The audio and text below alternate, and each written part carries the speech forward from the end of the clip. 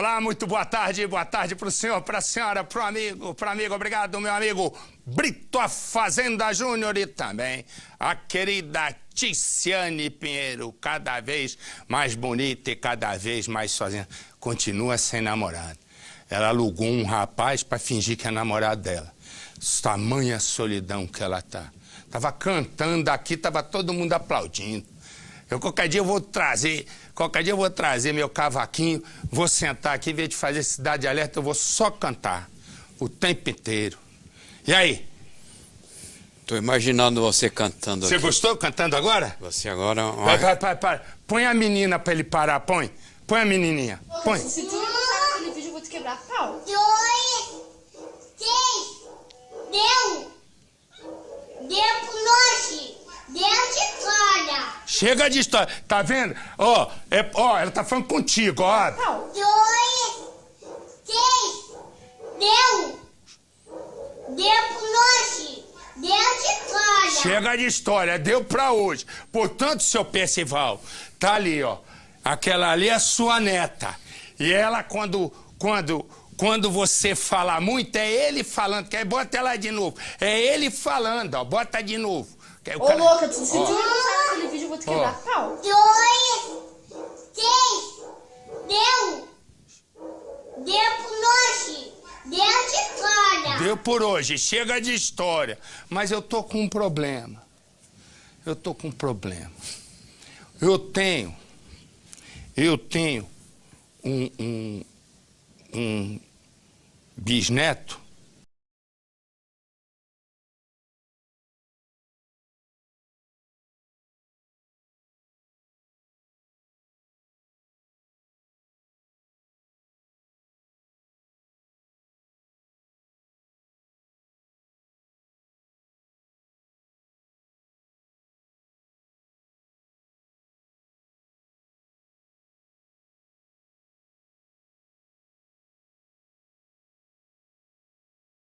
Mas o da vizinha é viciado.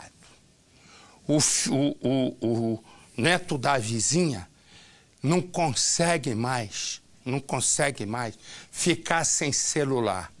Isso, ele já nasceu nessa era do celular, né? Desse negócio, como é que chama? Smart o quê? Smart. Smart o quê? É. A era do Smart. E o quê? Como é o nome do negócio? Como é que é o nome? É Smart. Smart o quê? É. Como é que chama? É Smart. Como é que é? É um código. Como é o nome? É o quê? É o quê? Smart. Olha lá, a neta, a menina lá falou... Como é o nome do negócio? Smart. É quem? Smart. Ô, te dando, se mete aqui não, Tá rapaz. colando. Tá colando. Ele não sabe. Mas voltando ao assunto, ela não larga o tal do smartphone e tal garoto. Isso está tornando a minha vida um terror. Apesar de ser vizinho, o que acontece? Ele passa o tempo inteiro fazendo um escândalo. Porque ele diz que o futuro, ele está imaginando, ele vai ser um Bill Gates, um Steve Jobs, desse que bota só o netinho da vizinha, bota. Ó, solta aí, meu filho, olha lá. Olha lá. Ó, olha aí. É isso que eu escuto o dia inteiro. É isso que eu escuto o dia inteiro. Vai vendo o que acontece. Vai vendo. Repara. Ó, isso no meu ouvido. Vai vendo. E aí diz que eu... Olha lá, ó, repara. Vai lá, dona Zumira. Ó. Olha só, vê se é possível. E aí ela tira o negócio do bebê. Quer ver? Olha lá vai ela de novo. Ó. Vê se eu consigo dormir. Por que ela não dá logo? O menino só sabe disso, meu pai. Olha lá, tadinho. Isso é dia e noite, porque ele é viciado. Ele acorda de madrugada, chora, ninguém dá mamadeira. Dá 3 celulares pra ele. Ó, que estelionatário. Olha lá, por enquanto ele lê, eu vou fazer número 1 e volto já já. Vamos nós. Há uma imagem aqui, que é esta, que eu e você, nós dois estamos acostumados a ver. Se você contar, eu vou contar contigo, 2, 4, 6, 8, 10, 11. Todos esses papéis, 10 deles dizem a mesma coisa. E um deles é definitivo. Eu pergunto, para que fazer isso se ninguém vai fazer nada? Essa é a pergunta. O que nós estamos vendo aqui, 1, 2, 3, 4, 5, 6, 7, 8, 9, 10, 11. São 11 documentos oficiais. 10 documentos desses foram entregues pela Secretaria de Segurança Pública. Um desses documentos foi entregue pelo Poder Judiciário. E eles não valem absolutamente nada. É como se fosse, talvez, para ser mais preciso, papel de pão tem mais serventia. Por quê? Por uma razão. O que nós estamos vendo são 10 boletins de ocorrência feitos por uma mulher, feitos contra um marido. Um deles, e esse é único, é uma medida protetiva, aquela que impede o ex-marido, ou seja lá, o homem, chegar perto da mulher. Eles não adiantam. Põe as moças, as senhoras aqui, faz favor. Ela se chama Daiane, ela se chama Thaís e ela se chama Heloísa. Todas elas fizeram boletins de ocorrência ou tinham medidas protetivas. Todas elas gritaram para o Estado brasileiro que algo ia acontecer com elas. Elas gritaram e de nada, absolutamente nada, adiantou. O que aconteceu com essas 3 mulheres? Eu volto já já. Mas como eu dizia, para que servem boletim de ocorrência e medida protetiva? Essa é a pergunta que eu faço o tempo inteiro. E hoje, quando eu aqui chegava, me deparei com 3 casos.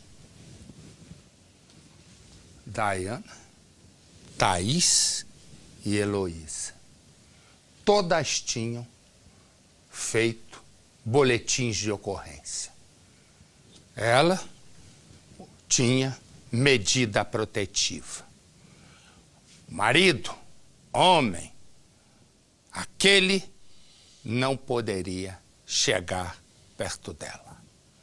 Nos 3 casos, eles chegaram. A um ponto que num dos casos, quando uma delas voltou à delegacia para fazer mais um boletim de ocorrência, aquela pessoa que ia atendê-la disse assim, e quem ia atendê-la era um policial, disse assim: de novo, vai fazer a mesma coisa? Ela olhou, virou as costas e com vergonha se foi. Nos 3 casos, todas elas foram atacadas. Uma morreu, a outra perdeu o filho e uma vive escondida. Quem é quem nesse jogo perverso? Eu volto já já. Então vamos nós. Todo dia nós conversamos sobre uma questão, sobre aqueles papéis. A inutilidade, infelizmente, de alguém ir a uma delegacia para fazer um boletim de ocorrência em casos de ataques de homens contra mulheres. E uma outra questão: se o boletim de ocorrência é feito e raramente resulta em algo, uma outra questão também nos chama a atenção. E a tal medida protetiva? Aquela em que o Poder Judiciário diz para aquele homem que já foi citado em boletins de ocorrência que ele não pode chegar mais perto da mulher. Para quê? Porque todos os dias, eu e você vemos a barbaridade que é, e barbaridade é a palavra certa, a barbaridade que é feita contra mulheres por maridos, noivos, namorados e até amantes. Todos os dias, eu e você nos deparamos com esses papéis. Aqui, o Estado brasileiro diz o seguinte: eu sou responsável a partir desse momento por você. Você faz um boletim de ocorrência, a mulher já vai passar pelo vexame de ter que ir à delegacia. Um ambiente extremamente machista e que, às vezes, aquela mulher que é vítima e que já chega ali massacrada, ainda tem que passar por algum deboche. E é vítima uma segunda vez. Mas será vítima a terceira. Por quê? Por uma razão. Porque com boletim de ocorrência na mão, 1, 2, 5, 10, nada. Absolutamente nada o Estado brasileiro faz para proteger aquela mulher que é vítima. Mas aí vem o grande momento. É o momento em que recebe um papel com o timbre do Poder Judiciário que diz o nome do ex, dizendo que ele não pode chegar perto. O ex recebe aquele papel, faz uma bolinha e fica fazendo embaixada ou jogando pro alto e dando cabeçada, como se aquilo fosse um brinquedo de circo. E mais uma vez, nada adianta. 3 mulheres. Ela se chama Heloísa. Fez 2 boletins de ocorrência. 2 boletins de ocorrência. E você pode notar que nós só estamos vendo a boca de Heloísa e um pedaço do nariz. Por quê? Porque logo depois ela fez mais 2 boletins de ocorrência. 4. Como ela vive? Ela vive escondida. Thaís, 2 boletins de ocorrência. Poderia ter feito um terceiro. Não deu tempo. Foi morta. E Daiane? Daiane fez 10 boletins de ocorrência. Tem medida protetiva. Tem o diabo a 4. E não adianta nada. Põe Daiane, por favor. Esta é Daiane.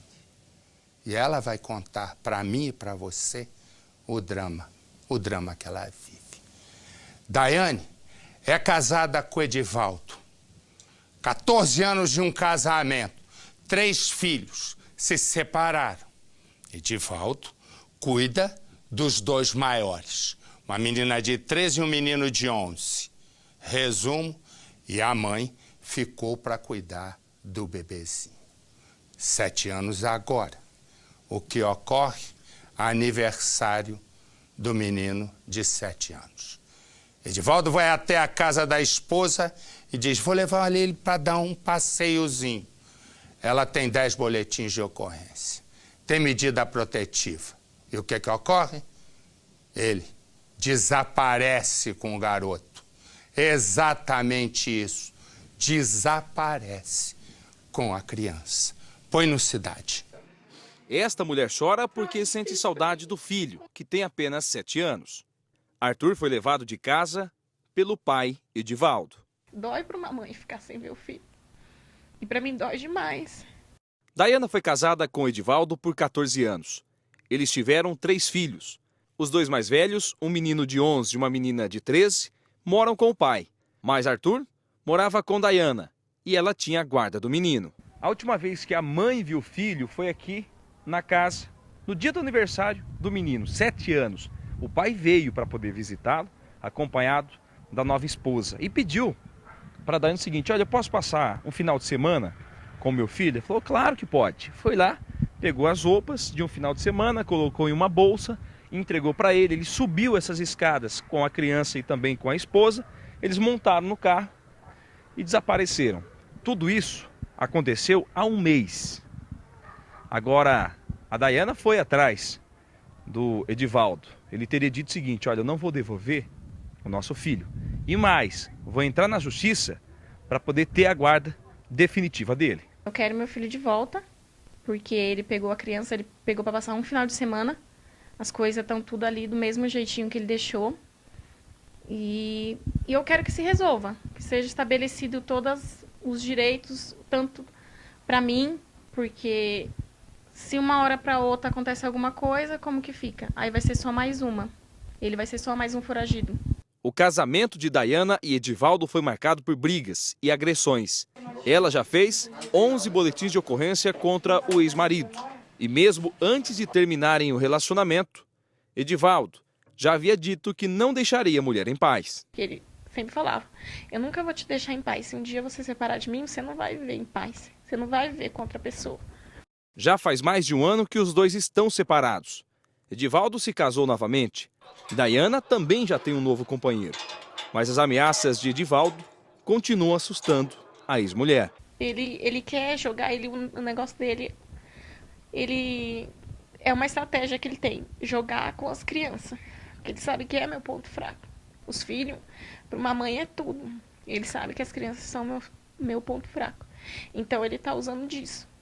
A Daiana conseguiu na justiça a medida protetiva, mas Edivaldo não está obedecendo a distância mínima, segundo ela, de 300 metros.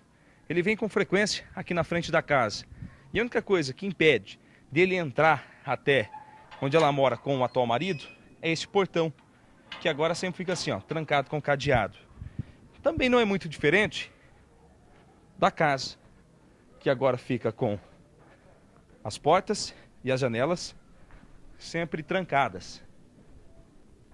E tem esse detalhe, que é da grade, que ela mandou pôr, que tem o objetivo de tentar trazer um pouco mais de segurança, já que ela tem um medo muito grande de que o ex-marido entre e aqui cometa um crime. Ele fala que vai me matar. E assim, também tem uma outra pessoa que eu tô me relacionando, que ela mora comigo, e ele sempre ameaça, fala que vai vir matar eu e essa pessoa. Eu tenho medo, mas eu tento ir levando a vida e vivendo, porque apesar do medo, da insegurança, a gente tem que continuar a vida, seguir a vida, né? Mas é um medo que eu tenho constante. Daiana procurou ajuda da justiça, mas o problema é que Edivaldo vive se mudando de casa com a família. E tudo o que ela quer é ter o filho em casa novamente. É difícil pra mim conviver. Tudo tá do jeito que ele deixou. A roupa, os brinquedos. Meu sobrinho veio aqui sábado a brincar com ele. Quando ele chegou no portão, eu já comecei a chorar. Porque ele falou, tia, eu vim brincar com o Arthur. O Arthur tá aí ou ele foi pra escola? Eu falei, ele foi pra escola, filho. Mas ele vai vir brincar comigo, né? Eu falei, vem. Pois bem, já nós vamos falar com a Capitão Nascimento, que tem informações do caso. Mas essa é a Dayana. E Thaís? Abre Thaís. Esta é Thaís e este é César, o noivo. Thaís tem 18 anos, César 28. Os dois começam a namorar. É um sucesso o namoro. Um, quando olha para o outro, e foi assim que eles começaram, ela olhou para César e disse: a César o que é de César. E se entregou. Se entregou nos braços e ele a acolheu. E ele imediatamente disse: Thaís, você é o meu amor para sempre. E assim foi feito. Os dois começam, põe a imagem, Thalia. Os dois começam a namorar. Logo ficam noivos. 1 mês de noivado. Mal terminaram a festa, a aliança, outra aliança, e ele deu-lhe uma coça arrumada. Foi e ela correu para a delegacia. Boletim de ocorrência. Ele foi e correu para ela. Eu vou mudar, meu amor. Ela acreditou e voltou para os braços. 6 meses se passam e ela leva uma outra coça arretada.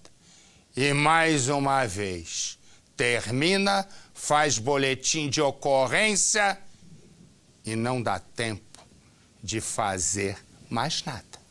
Porque ele vai lá e diz: não vai tirar o boletim de ocorrência? Então eu tiro a sua vida. Põe no Cidade. Thaís Cristina perdeu todo o encanto que tinha pelo noivo logo que as agressões começaram. No início era o rapaz perfeito, a família toda achava que era o rapaz perfeito para ela se relacionar. Com o tempo foi aparecendo a primeira agressão, a segunda, daí a gente viu que era complicado mesmo, mas quando ela tentou sair já foi tarde. Com 1 mês de namoro, eles ficaram noivos, no dia em que Thaís fez aniversário de 18 anos. Daí em diante, segundo a família dela, o sonho se transformou em um pesadelo. Enganou até eu. Ele enganou até eu. Ele é um psicopata, esse cara. O que ele fez, não... eu acho que ninguém faz o que ele fez. Entendeu? Ele deformou a minha filha. Thaís chegou a procurar a polícia, mas desistiu de levar o caso adiante. Os dois se separaram há 2 semanas, depois de 6 meses de relacionamento. Mas César continuou procurando por Thaís. Ele teria ido até a casa dela. Era nas bases de umas 4 e pouco, né? Aí eu fui, chamei ela. Aí eu falei pra ela assim: filha, vai lá e manda ele embora, senão ele vai ficar aí na porta, né? Fazendo escândalo. Aí ela levantou, saiu e ficou lá no portão conversando com ele.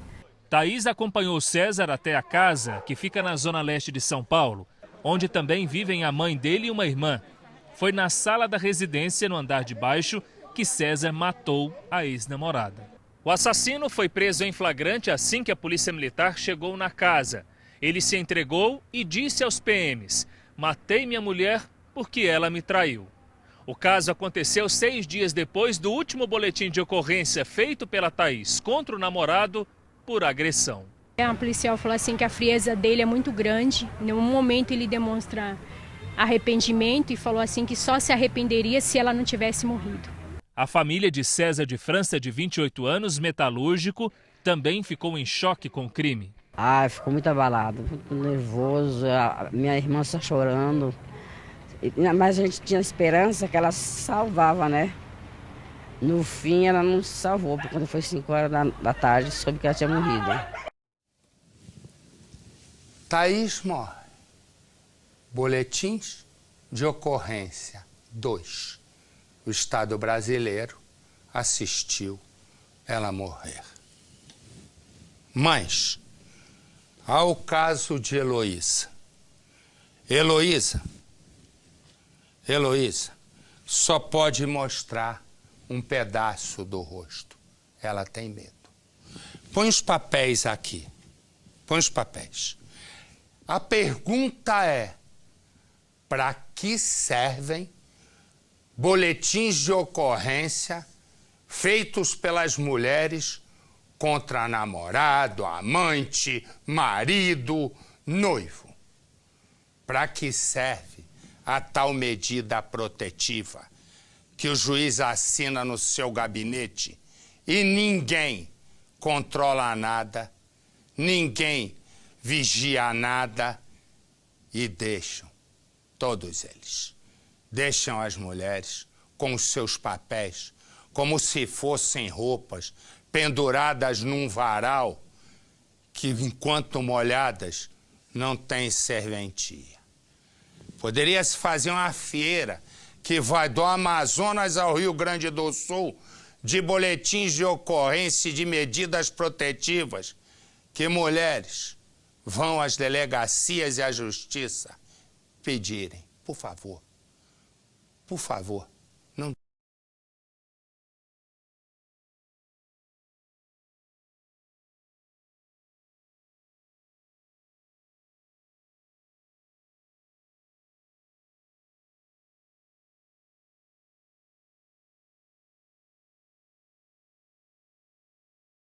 podem morar juntos. 4 meses depois, o romantismo de John sai pela janela. Heloísa se arrepende da escolha. E aí, Johnny fica desesperado porque ela quer se separar. Heloísa faz 4 boletins de ocorrência. Como se isso adiantasse. Ele foi na casa de Heloísa, quebrou a janela do quarto, depois quebrou o vidro do carro e tudo numa caça para matá-la. Heloísa, com a família, Heloísa muda de cidade. Johnny está caçando a mulher que ele disse um dia que a amou. Põe no Cidade. A janela do quarto foi quebrada com um pedaço de madeira. O vidro do carro destruído por uma garrafa de cerveja. O ataque foi causado pelo ex-companheiro da vítima, inconformado com o fim do relacionamento. O suspeito invadiu a casa de madrugada e ameaçou uma família inteira de morte. Uma história de perseguição diária que, por pouco, não terminou em tragédia. Ele invadia todos os dias. Ele quebrava o portão. No outro dia ele ia, colocava fogo. No outro dia ele ia e quebrava o carro. Durante todo esse tempo, foram 4 registros de ocorrência que nada adiantaram. Segundo a vítima, ela sequer conseguiu uma medida protetiva para impedir o criminoso de se aproximar. Livre para agir, ele tentou de tudo. A jovem de 21 anos, que não pode ser identificada, conta que o namoro era um mar de rosas. O rapaz, de 26 anos, só começou a dar sinais de que era violento depois da separação. Foi quando as ameaças começaram, muitas por celular, através de mensagens como esta, em que o suspeito diz que vai fazer a moça, pais e irmãos sofrerem muito e que fará a vida deles virar um inferno. Ele escreveu: "Vocês todos devem sumir do mundo ou cavar um buraco para entrar dentro." Diz que vai matar a gente. Eu só vou ter paz se eu morrer ou ele. Entre namoro e união, o relacionamento durou 1 ano e 6 meses. Mas os dois moraram juntos apenas 4 meses. Tempo suficiente para o rapaz manifestar o ciúme obsessivo. Depois do ataque, vítima e família se mudaram de endereço. Com medo, eles abandonaram a casa própria em que viviam em Angra dos Reis e agora moram nessa residência alugada, escondidos em outra cidade. Ele começou a querer me sequestrar, já tentou me colocar dentro do carro, me levar para outro lugar, mandava mensagens ameaçando. Sem alternativa, a jovem não sabe quando vai poder voltar para a cidade de origem e teme pela vida. A gente tem certo receio, porque ele pode mandar alguém vir, ou ele vir, entendeu? Tem alguém passando informações para ele. É complicado, ele pode seguir fazer alguma coisa com a gente. Eu vou eu vou direto falar com o nosso Hernani Leva-Bala, porque o nosso Hernani tem as informações se a polícia já conseguiu encontrar Johnny e parar a possibilidade dele liquidar a ex-namorada. Diga lá, Johnny. Diga lá, Johnny. Diga lá, Hernani. Bem, Marcelo, não conseguiu encontrar e nem está procurando. Por quê? Eu vou explicar. Os investigadores já colheram depoimentos, 5 pessoas foram ouvidas, há indícios contra o Johnny. No entanto, a justiça ainda não decretou a prisão. Resultado, os agentes até têm 2 endereços de onde ele poderia estar. No entanto, a polícia não vai até o local porque não tem uma ordem da justiça para levá-lo preso para a delegacia. Pelo menos por enquanto, essa é a realidade, Marcelo. Obrigado, Hernani. Obrigado, querido. Eu já volto já. 3 mulheres, mas não fica só nisso. Trocou para a próxima. Pensa no seguinte. Andréia e Ricardo, ali estão. São casados e estão 25 anos juntos. Tem 2 filhos, uma menina de 12 e um rapaz de 20. E a Andréia está grávida do 3º filho. De repente, Ricardo tem uma desconfiança que a esposa está mexendo no dinheiro da empresa. Ele a perdoa. Mas aí a história muda de figura. Andréia é quem planeja a morte do marido, que tem também um seguro de vida. Essa é uma história que começa assim. Vai ser num baile funk que essa história vai chegar ao fim. Vai ser ali que uma esposa vai contratar 2 matadores. E quem vai no baile funk acertar tudo vai ser o sobrinho da esposa, que se chama Andréia. Andréia gosta mesmo é de não fazer nada e gastar dinheiro. Ela casa com Ricardo e vive torrando tudo que o marido consegue. Enquanto Ricardo só pensa em trabalho, Andréia só pensa em como tirar cada vez mais o dinheiro que ele ganha. Os 2 já estão juntos há 25 anos. Ricardo vive preocupado com o futuro e sempre deixou um dinheiro na poupança. Ele é carinhoso com a esposa, mas anda desconfiado. Fala, querido. Quem esse cara pensa que é? Amigo de academia, ele me ajuda, amor, quando eu estou lá. Ajuda. O menino quase te agarrou ali. Imagina, você quer exagerar. Agora, Andréia vive mentindo e ele descobre que a esposa vem roubando o suado dinheiro que ele guarda, mas por amor a perdoa. Ricardo quer salvar o casamento. A situação piora quando ele monta uma empresa. Com o tempo, ele descobre que o dinheiro também está sumindo. Não dá mais. Essa mulher tá dando muito problema pra mim. Andréia sabe que Ricardo fez um seguro de vida no nome dela e quer o dinheiro. Ela pensa em como se livrar do marido. É aí que surge o sobrinho de Andréia. Os 2 tramam a morte de Ricardo. Andréia enxerga no sobrinho a oportunidade de se livrar do marido. O sobrinho enxerga em Andréia a possibilidade de ganhar dinheiro. Olha, se a senhora arrumar um dinheirinho aí, eu arrumo um pessoal para dar um jeito nele. Se é que a senhora me entende, dá um jeito, a senhora sabe. Né? Entendo. Eles traçam um plano. O sobrinho vai até um baile funk e contrata 2 matadores. Ricardo é baleado e morre. Para Andréia, o serviço está feito. Para Ricardo, é o fim. Fim de uma história de amor, mentiras e ilusão. Serviço feito. Aos 77 anos, muitos sentimentos marcaram a vida dessa mãe. Mas nenhum outro fere tanto quanto a dor da saudade que ela sente do único filho homem que ela teve, Ricardo Teixeira Roque, de 41 anos. A saudade que é uma dor, que é um punhal, é um verdadeiro punhal dentro da minha alma.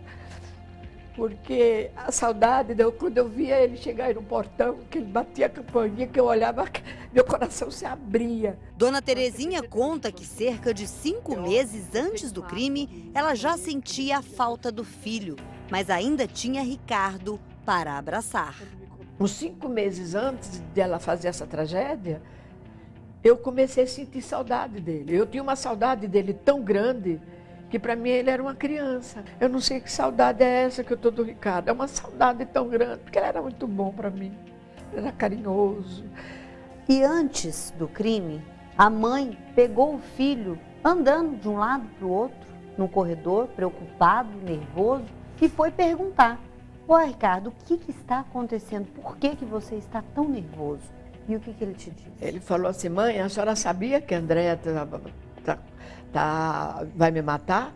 Ele olhou para mim muito triste, até com os olhos marejados. Ele olhou para mim assim, com a mão assim no bolso, e disse para mim: "Mãe, a senhora sabia que a Andréia vai me matar?" Mas eu nem dei resposta, porque eu achei que era a coisa mais impossível da vida. A frase do filho naquele momento, para a mãe acostumada apenas com o amor em família, não fazia o menor sentido. Mas pouco tempo depois, ela se tornaria uma triste realidade. A esposa Andréia Simões de Pádua, de 40 anos, planejou, encomendou e pagou R$15 mil pelo assassinato do marido, com quem ela conviveu por mais de 2 décadas. Ela é uma psicopata. Hoje, analisando, porque é uma pessoa que eu sempre percebi que ela não chorava, isso sempre me marcou muito. Eu nunca a vi chorando. Ela nunca demonstrou ter um sentimento. Mas esse não teria sido o único golpe que Andréia aplicou no marido. Esta irmã ainda me conta que muitas vezes ao longo dos anos, Andréia, que não trabalhava, furtava dinheiro de parentes mais próximos e até do próprio marido, que era um microempresário. As dívidas foram só aumentando com o passar dos anos. E quando a gente achava que acabou, todo mundo achava que acabou, ela vinha e dava um novo golpe nele. E todas as vezes, a maioria das vezes que ela fazia isso mexia com a situação dele na firma que ele tinha. E por muitas vezes ele pedia dinheiro emprestado. Durante algumas vezes, o Ricardo chegou a descobrir dos sumiços no dinheiro que a Andréia fazia.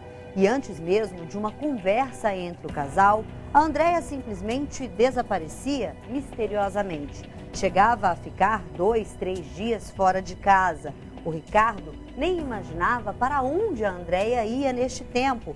Na volta, ela também não contava. Espalhava bilhetes de amor pela casa, pedia perdão, dizia que iria mudar, que estava devendo para a agiota. O Ricardo, muito apaixonado, sempre aceitava a esposa de volta. O que até hoje a família não sabe é para onde a Andréia ia durante este tempo e o que ela fazia com o dinheiro que ela pegava do marido.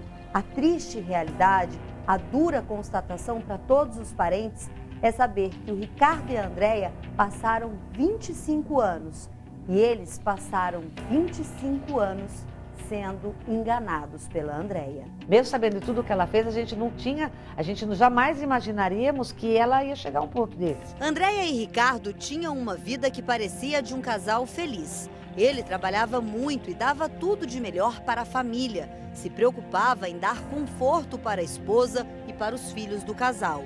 Na época do crime, ela estava grávida do que seria o 3º filho deles. O casal já tinha um rapaz de 20 anos e uma menina de 12. Ela agiu normalmente, grávida, mas ela saía normal. Ela não ficou em casa, assim, sentindo a dor dela, chorando. Mas a família de Ricardo... Ô, Helenisa, foi bom você chegar. Tem uma pergunta para você, tá? Só um minuto. Vê se eu entendi. Porque a questão é que a família do Ricardo tinha uma certeza, tem até hoje a certeza, de que a Andréia esperou ele comprar uma casa, esperou fazer um seguro de vida no nome da esposa, para então Andréia colocar o plano de morte em prática. Foi assim, Lenisa? Exatamente isso, né? Então vai lá, Lenisa, conta pra gente, por favor. A família acredita que Andréia planejou a morte do marido muito tempo antes do crime. Tempo suficiente para que ele tivesse comprado uma boa casa e fizesse muitos seguros de vida em que Andréia era beneficiária. De acordo com o depoimento da Andréia, no dia do crime, tudo estava planejado na cabeça dela. Quando ela chegou neste bairro, telefonou para o marido. Disse que estava passando muito mal. Ela sabia que com esta frase, rapidamente o Ricardo viria ao encontro dela. E foi exatamente o que aconteceu, principalmente porque ela estava grávida. Quando o Ricardo chegou, todo assustado, rapidamente ela se recuperou, disse que já estava melhor, mas lembrou o marido de que eles tinham algumas contas para pagar naquele dia. Foi então que ela disse para o Ricardo: logo ali na frente tem um banco, vamos até lá para você sacar o dinheiro que nós precisamos. E foi dentro desta agência bancária que Ricardo fez o saque no valor de R$3.000. Daqui, ele e a Andréia saíram para o local onde o carro estava estacionado. Andréia e Ricardo caminharam então até esta rua que fica a cerca de 300 metros de distância do banco, local onde a Andréia naquele dia decidiu estacionar o carro que estava com ela, mas pertencia ao Ricardo. Ele tinha estacionado o carro que estava com ele em uma outra rua, mas decidiu acompanhar a esposa a pedido dela. Tudo já estava no planejamento do crime e foi exatamente aqui que os dois foram surpreendidos por 3 criminosos que teriam então anunciado o falso assalto. Ele imediatamente entregou o dinheiro e a chave do carro. Pediu para que os bandidos não fizessem nada com a esposa dele. Mesmo sem reagir, Ricardo foi baleado. Os bandidos fugiram daqui levando o carro dele. Ricardo ainda foi socorrido. Chegando ao hospital, Andréia só tinha uma preocupação. Lá no próprio hospital, no dia do crime, a preocupação dela era saber se ele tinha morrido. Quando veio a notícia, ela agiu naturalmente. No dia seguinte, quando o crime ainda parecia um roubo seguido de morte, o bandido que atirou em Ricardo foi preso quando estava com o carro da vítima. Ele ainda trocou tiros com a polícia militar. Naquele momento, ele confessou, mas não disse que a esposa de Ricardo era a mandante do assassinato. Mas as primeiras atitudes de Andréia, a então viúva que tinha visto o marido ser assassinado, começaram a chamar e muito a atenção da família de Ricardo. Ela foi ao enterro e logo quis vender a casa. Até que a irmã de Ricardo atendeu um telefonema muito estranho. Eu recebi na minha casa aqui também um telefonema de uma pessoa perguntando se ele havia morrido. De um homem? De um homem. Aí eu cheguei na casa dela e fui falar, ela agiu naturalmente. Aí, pelo contrário, ela me disse, não fala para ninguém que ligaram para você. Um dos bandidos que estavam na cena do crime é o sobrinho de Andréia, Felipe Lopes Pádua, de 18 anos. Na época do crime, ele tinha 17. Foi apreendido e liberado. Segundo a polícia, foi ele que, durante um funk, contratou os outros criminosos para matar Ricardo. Tudo teria sido a mando da tia Andréia. O sobrinho, comparsa e cúmplice de Andréia, foi praticamente criado por Ricardo como uma espécie de filho. Ele ia para a praia com a gente, ele passava final de semana com a gente, ele passava férias com a gente, com eles, né, conosco, na praia. Nós vimos esse menino crescer. Andréia está presa. O bebê que ela esperava nasceu na cadeia. Ninguém da família de Ricardo tem certeza se ele é o pai da criança. Os parentes não conseguiram descobrir se Andréia tinha ou não um amante. Com as desconfianças da família do Ricardo, as irmãs dele decidiram então procurar a polícia. E aqui na delegacia, a polícia informou que ela, a Andréia, já era tratada na investigação como sendo a principal suspeita para o crime. Foi pedida a prisão dela. Andréia, de alguma forma, ficou sabendo de tudo isso e fugiu. Só se apresentou na delegacia cerca de 15 dias depois, quando foi presa. confessou que planejou o assassinato do marido para ficar com o dinheiro. Para a família de Ricardo, sobra indignação com o crime. Os parentes querem que todos os culpados paguem pelo assassinato. Ela não tinha esse direito, ela não era dona dele. Ela não tinha o direito de tirar ele dos filhos. Ela não tinha esse direito de ser tão falsa. Eu nunca vi um ser tão falso, tão traiçoeiro na minha vida. Pois a questão é saber agora, passado algum tempo, o que aconteceu com a Andréia. E a nossa Capitão Nascimento tem as informações e, pelo que me disseram, a Andréia está na cadeia. É isso mesmo, capitão?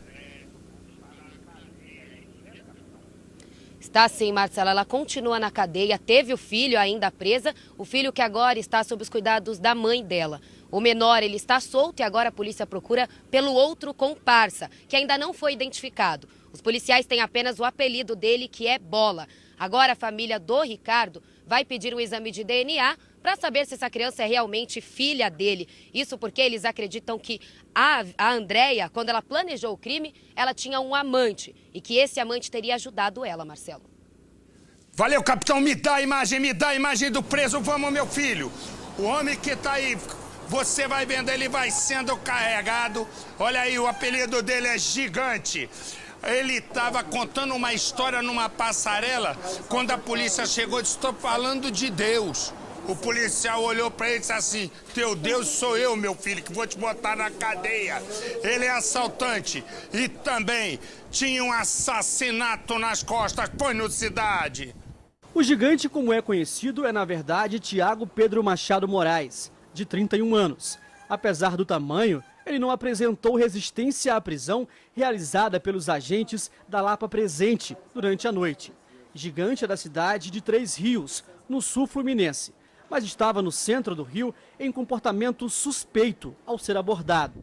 A história que contou não convenceu em nada os agentes. Tiago foi preso aqui nos Arcos da Lapa. Ele disse aos policiais que estava no meio de um culto religioso. Só que a única pessoa que o ouvia era uma mulher que acabou fugindo com a chegada dos agentes. Na verdade, ele tinha pelo menos 3 passagens pela polícia e um mandado de prisão em aberto por assalto à mão armada. As outras passagens pela polícia foram por ameaça, desobediência e resistência. O falso religioso também aguarda o julgamento por um crime de homicídio no Morro da Caixa d'Água, em Três Rios. A caixa d'água transbordou pro Gigante a caixa d'água. E comandante Hamilton está indo direto por um assalto. Me dá o preso. Vamos, meu filho, não atrapalhe o Cidade Alerta. Esse aí usava um uniforme de cobrador de ônibus, e ele é cobrador de ônibus. Pra quê? Pra assaltar. E ele fazia os assaltos de moto. Quando ele fugiu, tinha uma batida policial. As vítimas reconheceram o ladrão. Põe no Cidade. O rapaz identificado como Tiago Marcelino dos Santos tem 25 anos de idade e é cobrador de ônibus. Ele foi preso, suspeito de praticar assaltos. Inclusive, 2 vítimas, 2 mulheres, reconhecem o suspeito. Eu achei que ele tinha parado para pegar alguma informação, alguma coisa desse tipo. Aí ele colocou a mão na cintura e fez: passe tudo. Eu fiz: como assim? Fiquei até sem entender, sem reação. Aí ele fez: é um assalto.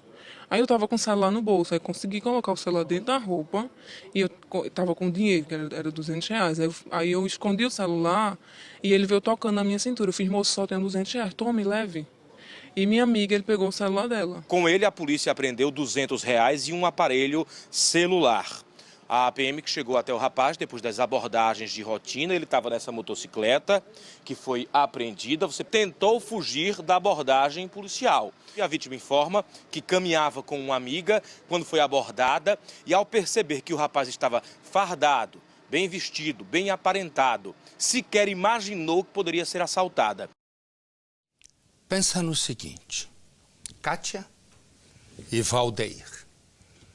Quando Kátia vê o marido, que é este Valdeir aí, num bar, ela diz: está bebendo. Quando ela olha bem, ela diz: tá sapecando iaiá com outra. Ele estava com a amante. Aí o sapequento, 15 anos de casado, estava lá. aquele monte de beijo.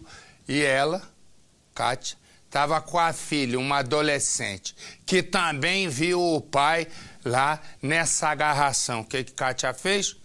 Foi em casa, pegou umas peças de roupa, foi para casa da mãe. Pois bem, aí no dia seguinte, ela voltou para tirar o marido e voltar com a filha para casa, né? Muito bem. O que aconteceu? Aconteceu o seguinte. Aconteceu que Kátia, quando chega, começa uma discussão. E começa uma discussão grande, bem grande. Mostra assim os dois para que todo mundo veja.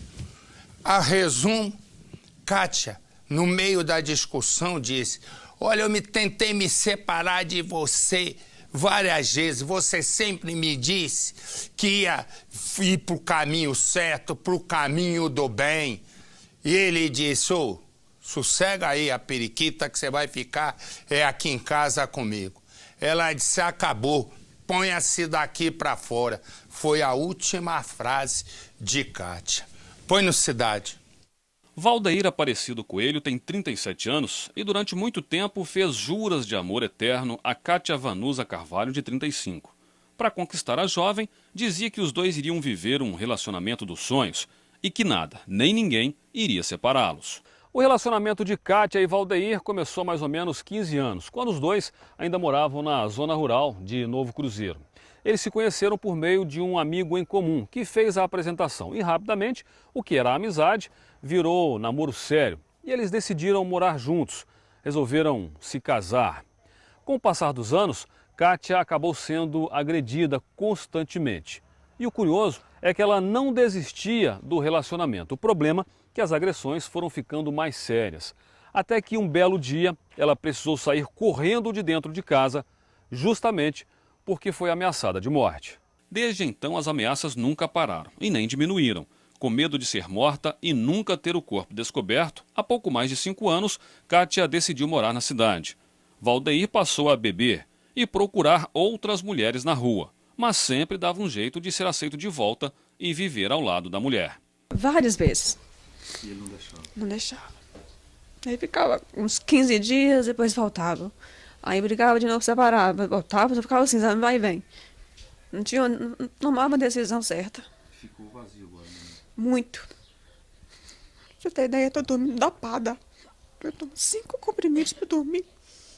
Porque... Vanusa é a irmã gêmea de Kátia.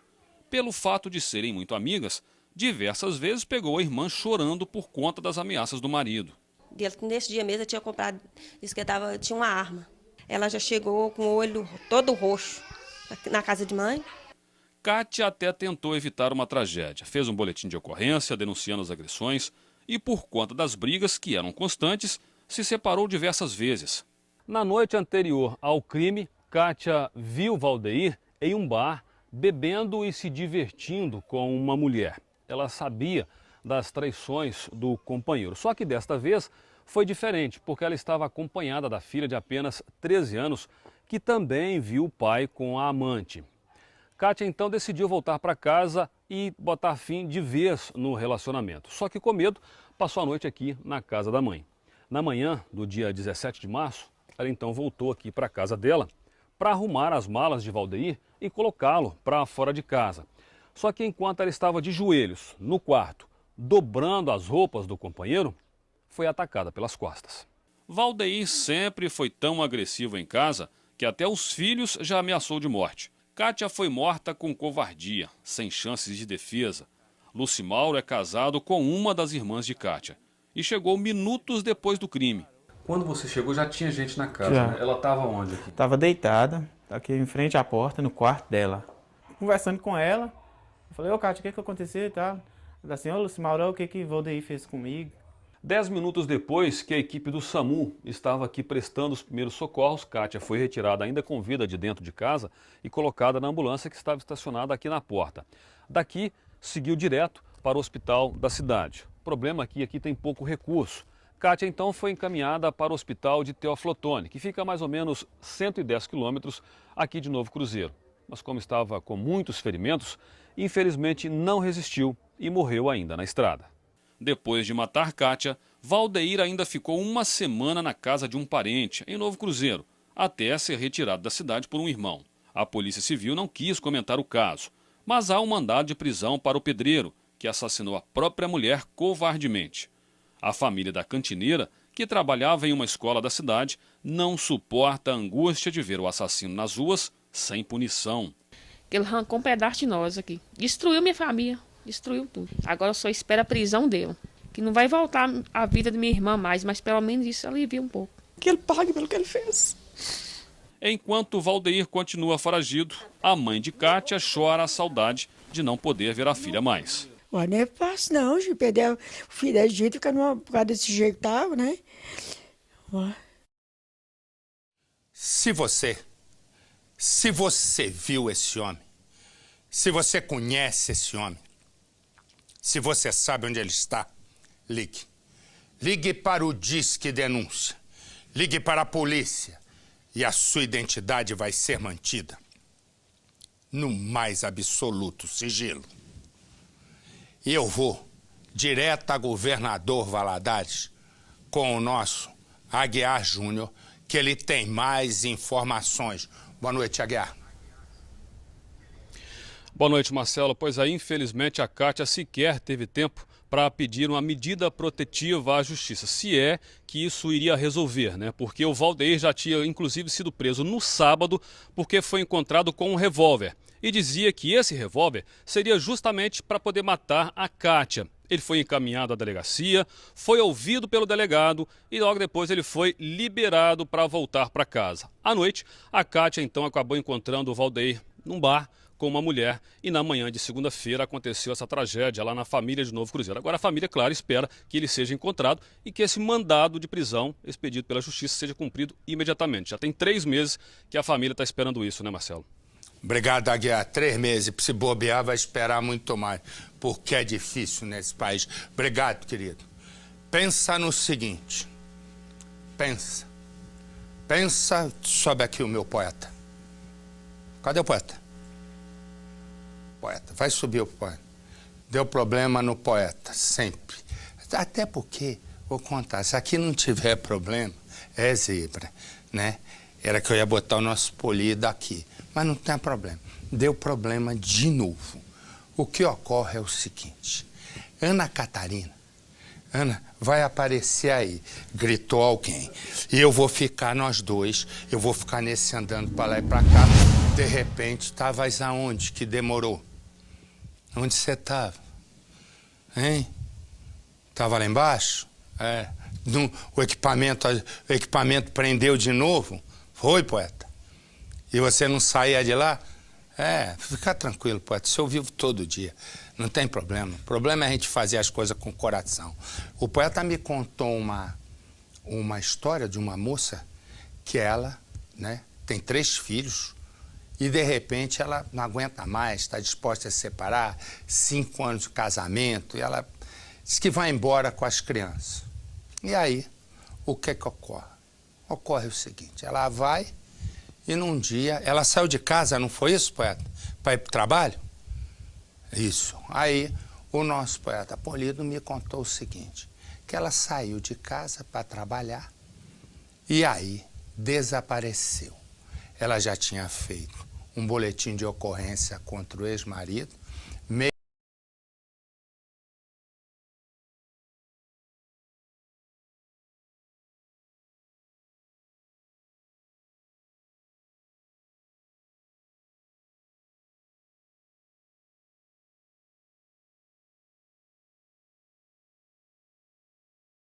vai lá, Polido. A família de Ana Catarina não tem uma única notícia da jovem que sumiu. Ela não ia sumir assim, sem abandonar os filhos dela e sem falar comigo, com a tia dela. Pra gente é um mistério ela ter saído de casa e não ter conseguido nem pegar o ônibus para trabalhar. No dia em que Ana Catarina desapareceu, o marido contou à polícia e aos familiares da moça que ela saiu de casa às 6h40 da manhã, com destino a este local, o condomínio em que trabalha como faxineira. O problema é que os colegas de trabalho e o próprio tio, que é zelador do mesmo prédio, afirmaram: pra cá, ela não veio. 10 quilômetros dali está a rua onde supostamente ela teria subido em um ônibus. Há cartazes espalhados com a foto da jovem. Poucas pessoas viram Ana Catarina dias antes do misterioso desaparecimento. Ela morava com o marido e os filhos numa casa que fica aqui embaixo, atrás desta porta de aço, de um imóvel que pertence a este açougue. Se ela de fato saiu daqui naquele dia, por volta de 6h40, portanto, 20 para 7 da manhã, já estava claro. A rua movimentada. Ela teria que obrigatoriamente que descer esta rua, cerca de 70 metros, até o ponto de ônibus que está ali embaixo. O problema é que nenhum vizinho ou comerciante relata ter visto Ana Catarina nesta manhã. Não há câmeras de vigilância neste trecho para comprovar o horário e o trajeto. Silvio dos Santos, o marido de Ana, não estava em casa. Descobrimos então o endereço da sogra, Dona Sebastiana, e ela nos recebeu. Ele falou que era só 6h40. Quando foi 11h30 da noite, ele me ligou aqui em casa. Perguntou: mãe, Catarina pegou os meninos? Eu falei: não, Catarina não veio aqui hoje. A senhora conta que sempre cuidou dos 3 netos, o que foi confirmado pela família de Ana Catarina. A jovem faxineira teria saído de casa apenas com o RG e a marmita do almoço. O tio e a irmã acreditam que algo mais grave ocorreu. 8 dias já passaram. Ela é viciada no celular dela, ela não ia deixar de ficar se mexer no celular dela, só se fosse obrigada mesmo. O telefone que tocou só até por volta de meio-dia passou a dar caixa postal logo depois. A vizinha dela ligou no telefone celular dela e disse que até meio-dia atendia. Depois do meio-dia só dava caixa postal. Ana Catarina não estava mais feliz no casamento. Naquela semana havia avisado a todos, inclusive o marido, que sairia de casa com os filhos. Ela assumiu na quarta-feira, um dia depois da folga do marido, o cozinheiro Silvio. A família de Ana Catarina questiona o rapaz, que segundo tio e irmã, demonstrou claro desinteresse em saber o que aconteceu. Eu falei: Silvio, você me desculpa, mas eu acho que o mais importante agora é a gente encontrar a Ana Catarina. Reunião de colégio você vai depois, reunião de colégio você chega depois no colégio e dá uma explicação. E ele? Ele falou que ele não pode abandonar as crianças agora porque a mãe foi embora.